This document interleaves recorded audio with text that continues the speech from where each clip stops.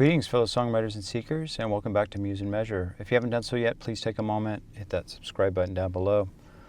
Mark from Phoenix. I'm about to go to Phoenix in February, get out of this New York winter and this cold for a week and visit my lovely sister down there.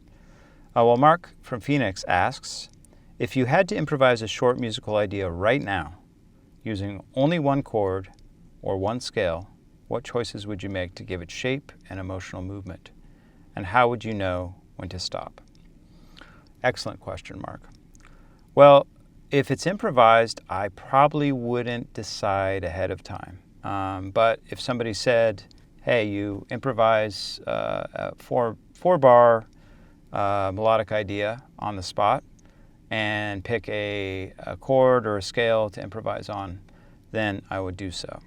So why don't I try it out? So, you could just pick something that's easy, like major or minor, but, for fun, maybe we should do something like Mixolydian or Lydian or Locrian if we want to go really crazy.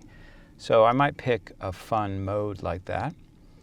And then you ask, what choices would you make to give it shape and emotional movement, and how would you know when to stop? All right, well, let's talk about shape. So with melodies, you really want, the standard wisdom, which I'm always suspicious of, but I like to explore. The standard wisdom is you start out simple, and you start out kind of moving just ever so such small intervals, and then you build it up to a peak, which is the highest note, and then you come back down to home. So if I was improvising something like that, so let's do a Mixolydian.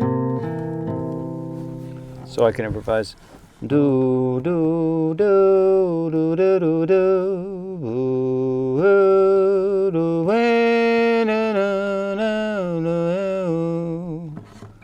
Okay, so you see in that where I just started out on the lower part and I didn't venture too high, but then when I was ready towards the end of the phrase, like you can think of it in quarters. So the first two quarters are just kind of developing this movement. And then the third quarter, I went up to the high note, and then the fourth quarter, I went back down. So that's kind of conventional melodic writing technique, that you have this peak moment that happens towards the end, as far as you want that to be the highest energy, and the way to do that is to hit the highest possible note. So that's one thing to think about if you're improvising something, is to think about not jumping all over the place at the beginning, but kind of letting it develop and kind of flow, and kind of like, kind of serpentine-like the growing of a vine, in stop motion. You've seen that with, or time-lapse photography, I should say, where you see the plant growing. So, you start out subtle, and then you build intensity, and you build emotion and energy, and then when you hit like a point where you want it to be the peak or the climax, that's when you hit your highest note. So, you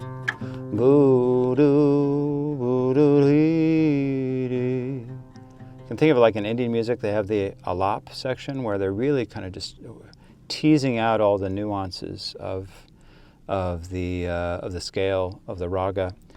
But if you're doing it in a very short amount of time, you've got to develop it very, very quickly. So that's where the first half is just like this development, this just kind of feeling out and setting the status quo, setting the context for the melody. So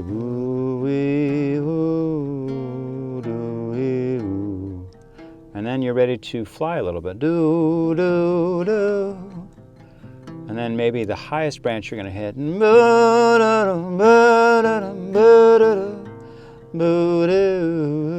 you come back down to the ground. So that's kind of an instinct to do when you're improvising, especially with a chord or a scale, is to think about it like that. If you want to think in 4-measure phrases or 8-measure sections, you can think of it like that. But the really cool thing about improvising is you don't have to worry about any of that stuff, that you just can be free. And you can look at the habits you have, and the way you improvise will expose those habits back to you. It's like looking into a mirror. You're going to become very, very aware. And you become a little bit frustrated with your habits. And now we develop these habits because we've listened to so much music, we've imitated so many artists, we've played songs by other artists so much that we've developed this sense of what music's supposed to sound like. But when you're improvising, you're going to try to come up with something that's not just what everyone else has done.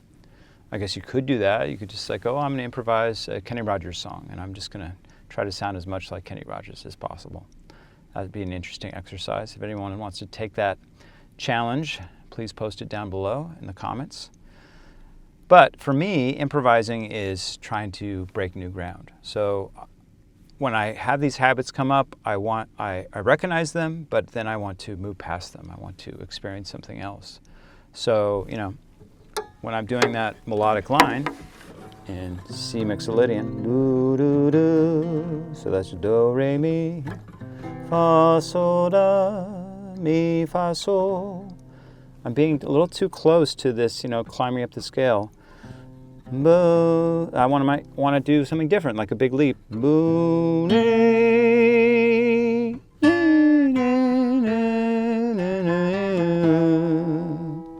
That's a surprise. And that's where that peak moment, which is also the highest note of your melody, but it also should be a moment of surprise where you break out of what everyone's expecting, you know?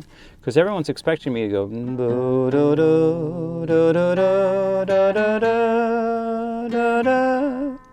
okay, just to climb up the scale, because that's what I'm leading them to think is happening.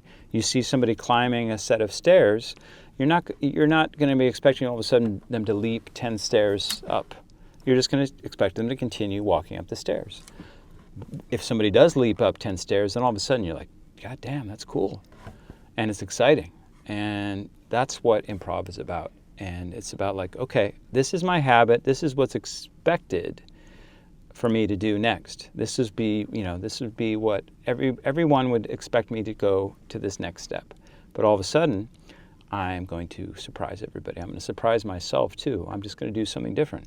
I could have also gone really low. Boo-doo-doo, doo-doo-doo, bo-ho-ho. Kind of hokey, but this is what's cool about it. It's experimental. It's noticing what the expectation is, delivering it to a certain extent, but then all of a sudden breaking out of that and doing something totally radical and something new. And you can do that with just 4 measures or even 1 bar. But you just have to be aware that you have that freedom available to you and to have the courage to step out of it. And that's why I like to do improv by myself. I do it in groups too. I love doing group improv, but it has to be a group of people that I trust and are not going to be too judgmental and shake their heads, that I'm free to do whatever I want. And it can be really liberating and a lot of fun. So I hope you get a chance to play around with it and to mess around. And your question really leads me to think that you have these rules in your head and you want to have kind of a formula for improv. But, drop that formula and just see what comes out. And listen back to it after a couple days. And if you absolutely hate it, that's okay. It was just an exercise. But I think there'll be some interesting moments and moments of delight where you're like, wow, that was really cool. Where did that come from? And that's what music is about for me, is those moments of surprise where you surprise yourself as a songwriter, as a singer, as a musician, and something new is actually possible. All right, well, here's to novelty, here's to breaking new ground, improvisation, and here's to your songwriting and spiritual practice. Until next time, take care.